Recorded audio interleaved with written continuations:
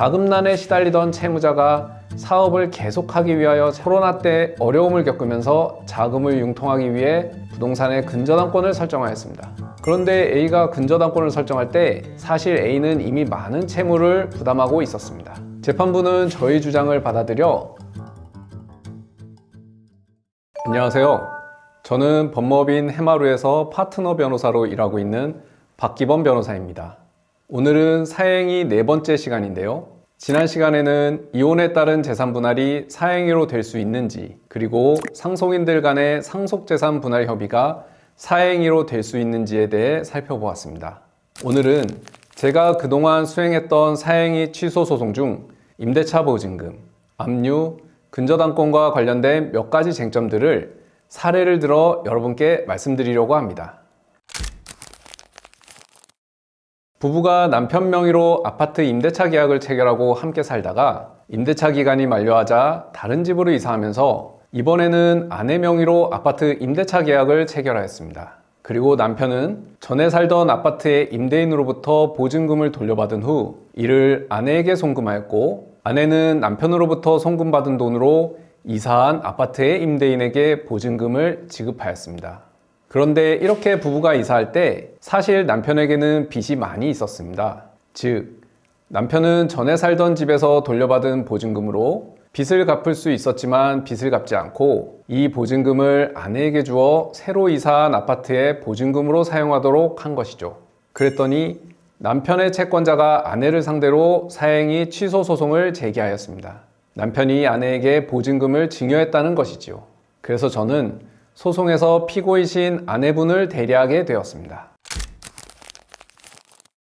저는 아무리 남편 명의로 체결된 임대차 계약이라 하더라도 부부가 함께 거주하던 집의 보증금인데 그 보증금을 오로지 남편의 재산으로 볼 수 있는지에 의문을 가졌습니다. 예를 들어 우리가 이혼을 하면서 재산 분할을 하는 경우를 생각해 볼 때 남편 명의의 재산이라 하더라도 그 재산의 취득이나 유지에 아내의 기여가 있다고 보고 재산 분할의 대상이 된다고 보지 않습니까? 그래서 저는 여기에 승소의 키가 있다고 보고 이 부분에 초점을 맞췄습니다. 더군다나 제 사건에서는 아내가 직장을 다녀서 일정한 소득이 있었고요. 또 부부는 혼인기간 동안 전세로 계속 살아왔는데 남편 명의로 임대차 계약을 체결하기 전에는 아내 명의로 임대차 계약을 체결한 적도 있었습니다. 그래서 저는 증여라는 것은 나의 재산을 종국적으로 타인에게 무상으로 주는 것인데 이 사건에서 보증금은 남편의 단독 재산이 아닌 부부의 공동 재산으로 볼 수 있는 점, 그리고 집이라는 것은 부부가 함께 이용하며 사는 공간이고 부부는 살면서 필요에 따라 서로에게 수시로 돈을 송금하고 송금받는 관계이기 때문에 그렇다면 남편이 아내에게 돈을 송금하여 보증금을 지급하도록 하였더라도 그걸 가지고 남편이 아내에게 보증금을 종국적으로 무상으로 증여했다고 보기는 어려운 점을 주장했습니다. 1심과 2심에서 모두 원고의 청구를 기각한다는 판결을 받아 승소하였습니다. 재판부는 그 보증금을 남편만의 특유재산이 아닌 부부가 공동으로 마련한 주거자금이라고 보았는데요. 재판부의 판결 이후에 실렸던 표현 중에 눈길을 끌었던 건 부부는 공동생활에 필요한 비용을 분담할 의무가 있는데 피고가 임차한 아파트는 부부 공동체를 유지하기 위한 필수적인 주거 공간이라는 것을 근거로 삼았다는 점입니다. 물론 그 보증금에 아내의 자금이 투입된 정황도 승소의 주요 이유 중 하나였습니다.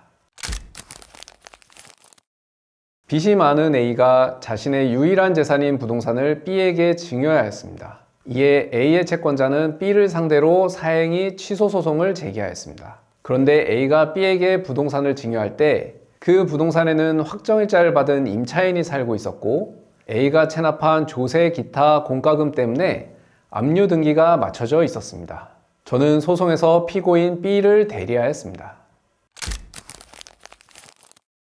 이 사건은 근저당권이나 임차권, 압류 등이 설정되어 있는 부동산을 처분하였을 때 사행위에 해당하는지가 문제된 사안입니다. 사행위 취소 소송은 담보권이 없는 일반 채권자들이 제기하는 소송으로 일반 채권자들보다 우선하는 담보권을 침해할 수는 없습니다. 즉, 근저당권자, 확정일자를 갖춘 임차권자, 조세 기타 공과금 채권에 기한 압류권자는 일반 채권자들보다 우선하기 때문에 이렇게 담보권의 효력이 미치는 범위에서는 사행위로 취소할 수 없습니다. 만약 부동산에 설정된 담보권자들의 채권액을 모두 합하였더니 그 부동산의 가액을 초과한다면 애초에 그 부동산은 일반 채권자들이 집행할 수 있는 부분이 없다고 보아야 하므로 채무자가 그 부동산을 처분한다고 한들 사행위가 되지 않는다는 점을 주장해야 했습니다. 그래서 저는 먼저 국토교통부의 실거래가 공개 시스템을 통해 부동산의 시가를 확인하였습니다. 필요에 따라서는 소송에서 감정 절차를 거쳐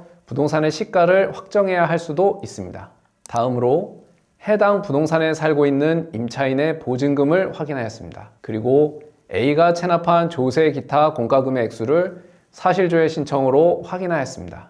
그랬더니 임차인의 보증금과 체납한 공과금을 합한 금액이 그 부동산의 시가를 초과하는 것이었습니다.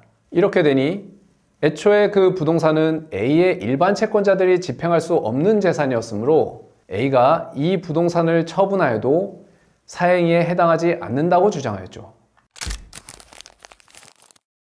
재판부는 저희 주장을 받아들여 원고의 청구를 기각하였습니다.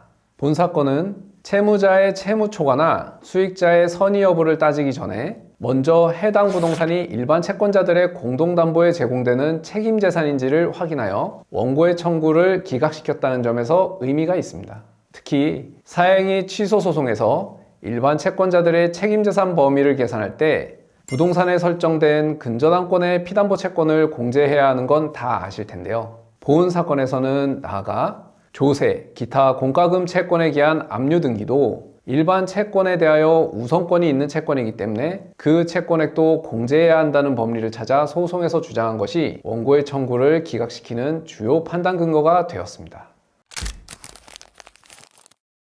채무자 소유의 부동산에 근저당권을 설정하면 그만큼 채무자의 일반 채권자들을 위한 책임재산은 없어지게 되고 이는 사행위에 해당할 수 있겠죠. 그런데 자금난에 시달리던 채무자가 사업을 계속하기 위하여 자금을 융통하고자 근저당권을 설정하는 경우에는 얘기가 달라집니다. 사례를 들어보겠습니다.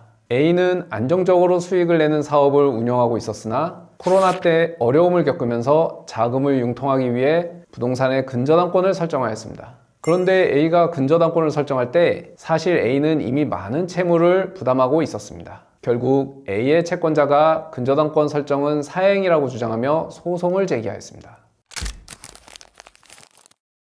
채무 초과 상태에서 채무자가 어느 특정 채권자에게만 근저당권을 설정해주면 사행위에 해당할 수 있습니다.